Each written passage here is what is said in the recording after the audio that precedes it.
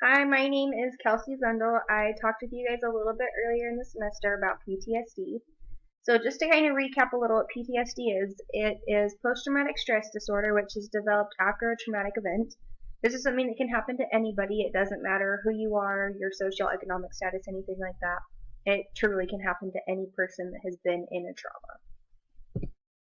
So culture, environment, media. So some of the things that the media portrays people with PTSD as, if people in the military, serial killers, white males, they'll be a lot of times very jumpy. They could be a villain or somebody who is ill and needs to be fixed. The one that says somebody is ill and needs to be fixed, that I've seen a lot with mental health, not just PTSD.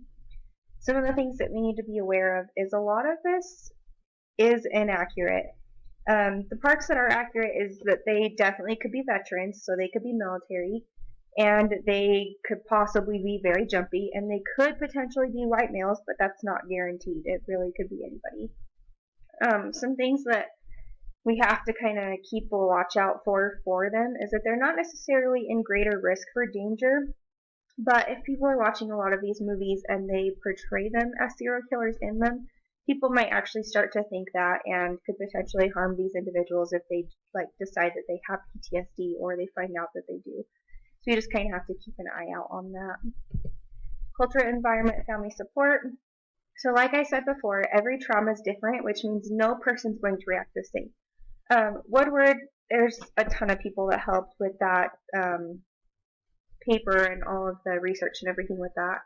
But they just said that there's a lot of different types of trauma, and depending on the type of trauma could depend on if family support is necessary. So trauma could be anything from like a car accident to rape or sexual abuse, or like even just something involving like car accident or a dog attacking somebody.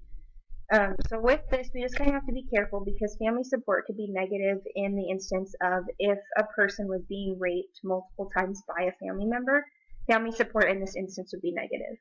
But if it was something that somebody was in like a car accident and their family is now able to go and drive the car for them, their family is supporting them so they don't have to drive but they can ride in the car. So that is one way that families can be supportive, that can help. But like I said, it's different for everybody. It's the same for peers, that it's different for everybody. Sometimes it can be effective and sometimes it's not. So we just have to be careful with that as well. This one, so this is definitely something that will not cycle. This has no genetic response at all.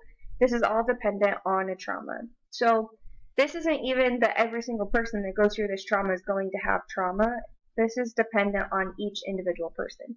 You could have two people go through the exact same trauma in the exact same location, and one of them might develop PTSD and the other one might not. So this one definitely isn't something that's going to cycle through generations. This is just individual based.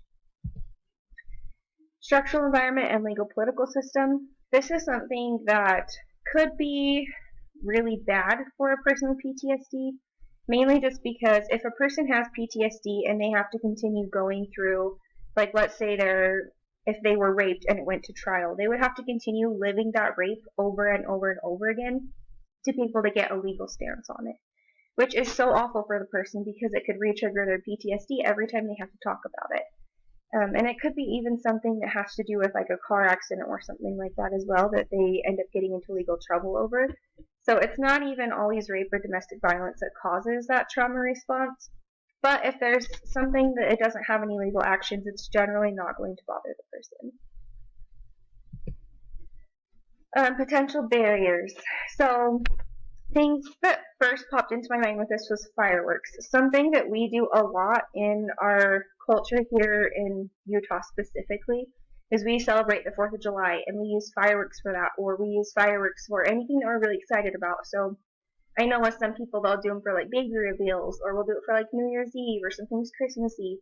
People get really excited and they like to light them off. Well, sometimes a war veteran, this can set them off if they were somebody who was out on the front lines and there was a lot of shooting or bombing. Fireworks will set them off.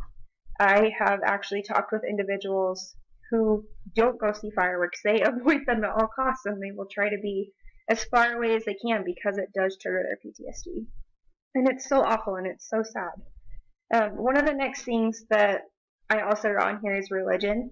So the biggest thing with religion that I was reading was from an article that said that a lot of individuals get stronger in their religion, but there's not a lot who like lose faith, but it can definitely go both ways. Most people, from what the article was stating, was that a lot of people have the same feeling towards religion, but religion is very helpful in that they can provide a lot of resources to help an individual with their PTSD and healing. International scope. So this one is just basically asking if these people are going to be in danger anywhere, or what they're seen as, or if they're shunned. Not necessarily nowadays anymore, just because mental health has had such of an awareness in the past several years.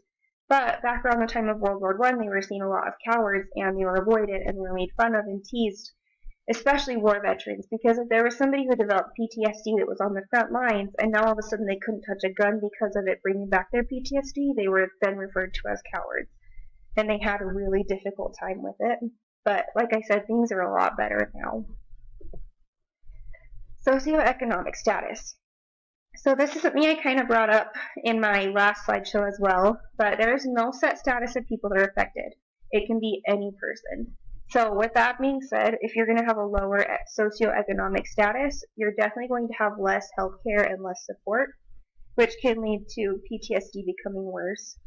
Those with higher socioeconomic status seem to recover a lot better from PTSD just because they have a lot more mental health resources out there that they're able to access. Health disparities in race/ethnicity. Like I'd said earlier in my slides, it's often viewed as white males that have it in movies, but that's not the case. Like I said, it could be anybody. So in today's day and age, it shouldn't affect health outcomes, just because everybody should be able to get treatment if they're in a right location. Because if there's somebody that's in a third world country, more than likely they're not going to have the right resources to be able to help them overcome their PTSD. Religion. So like I kind of brought up earlier, religion is definitely helpful in decreasing PTSD. And like I'd also said, a lot of people with PTSD said it helped them to be more spiritual. But it doesn't necessarily mean that they are more religious or that they are less religious, depending on what's going on. And then, like I also said, they can provide a lot of counselors and resources that can help a lot with getting over PTSD or helping lessen it. Gender. So, like I have said 500 million times, this is not something that is affected person to person, like that every single person's going to get it. It doesn't specify with gender or race or size or height or anything like that. It doesn't pick. So one of the things that I have said over and over is that it's often viewed as white males in media. The one thing that I feel like will affect genders is that there are a lot of facilities that are for women only, and there's not very many that are for men. So a lot that are around here that we see for women only are places that are like domestic violence, or if there's like rape or anything like that. The one specific that's up in Utah is the YCC in Ogden. They are basically a safe haven for women, but if you try to go there as a man, they're probably going to kick you out. Which I don't think I've ever heard of any for a man. I'm sure we could find some if we looked into it more, but I don't know that we'd see it as much in Utah. So, geographical location. Lower socioeconomic status, like I said, they're not going to get very good health care. And then if they're in a third world country, they're probably not going to have access to health care that they need. And the same with the high socioeconomic status, they're going to have a lot of access, which would be really great. And then one of the questions that I was asked was about telehealth and if it could help people. I definitely think telehealth could help everybody, but we still have to be cautious because in third world countries, a lot of them are going to have internet, so they're not going to be able to have access to this. So I definitely can't say it will help everyone, but it could definitely help a lot of people. And I feel like it could help anybody from low to high socioeconomic statuses because it has more availability for everybody. It might be pricey and expensive, but there is more availability because if you live in a lower area, you might not always have the mental health services that you should be having for this disorder. So by having telehealth, this could just give more access to different kinds of help, basically, and different counselors that are able to provide the care that we need.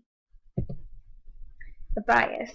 So one of the articles that I was kind of looking through was interesting. It was from like 2005 or something like that, but they did a study on individuals and their memories towards implicit and explicit bias. A lot of them were saying that people with PTSD don't recognize their implicit biases, and looking into more of what implicit and explicit biases were, I learned that implicit, you're not going to see as much of PTSD because they're more subconscious behaviors. And then explicit are things that they're like specifically doing to avoid things. So like the things that I saw the most for implicit, like I said, you're not really going to see it. Explicit, those are things that like, let's say somebody was raped.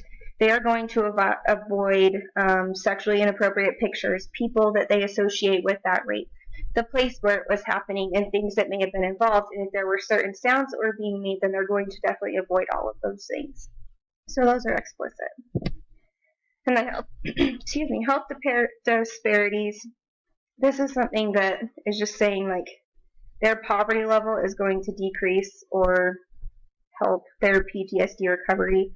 If they are in more of a poverty area, like I've said previous, they're going to have a harder time recovering. And then these are my references. Thanks for listening.